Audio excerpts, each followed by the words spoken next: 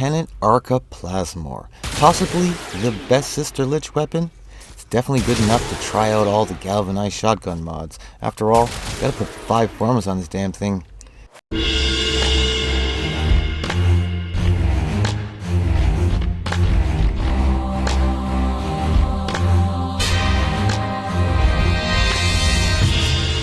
So, we all know the Arca Plasmor is ridiculously dangerous. It literally vaporizes enemies. Well, I kinda want to do something a little different. Before we go any further, what's happening? My name's Team Kills, and what I like to do is make gaming easier. You should join the team, hit the bell, a like, that really helps, and it's free. Now, first off, the Tenet Arca is stronger than the original Arca Plasmor. Its fire rate is a little slower, and its reload speed is a little slower as well. Maybe I'm just being a little picky, but to me it feels like a long time. But these giant electric bouncing bullets, they bounce. It's awesome. They literally, you can shoot them down the stairs, around the corners. Around the corners is my favorite. It just makes aiming easier. Now I love damage. Damage works. Damage makes me happy.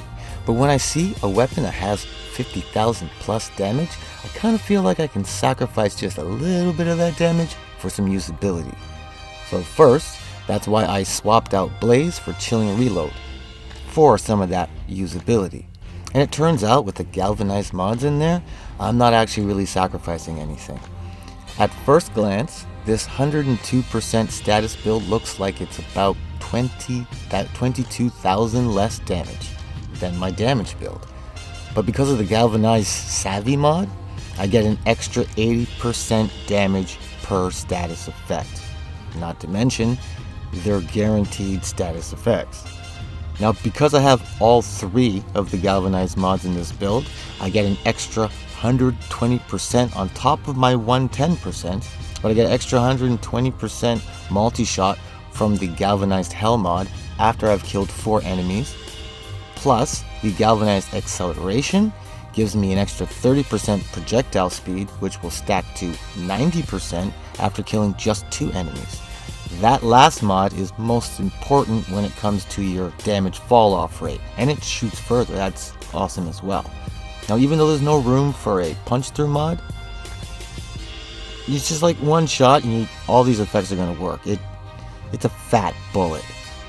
Now, because of the base stats on this monster, a crit build, it has to be done. Now, even though, in my opinion, the status build is freaking amazing, but the damage on this crit build is undeniably the highest you're going to get with this weapon. There is a few different builds that you can do for shotguns when it comes to crit. There's a lot of crit mods. But with this unfinished Prime Ravage and the Sharpenal shot, this brings my critical damage to a 5.9. Now, y'all could do better. I could do better too. I just didn't. I said, why? I stopped here. It's enough. But I wouldn't say challenge. I encourage you guys to do better. You can drop your special build in the comments.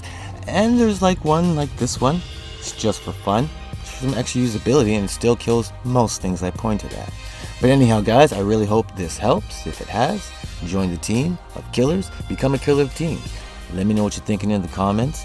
Make sure you keep it easy in life. And remember, just keep gaming.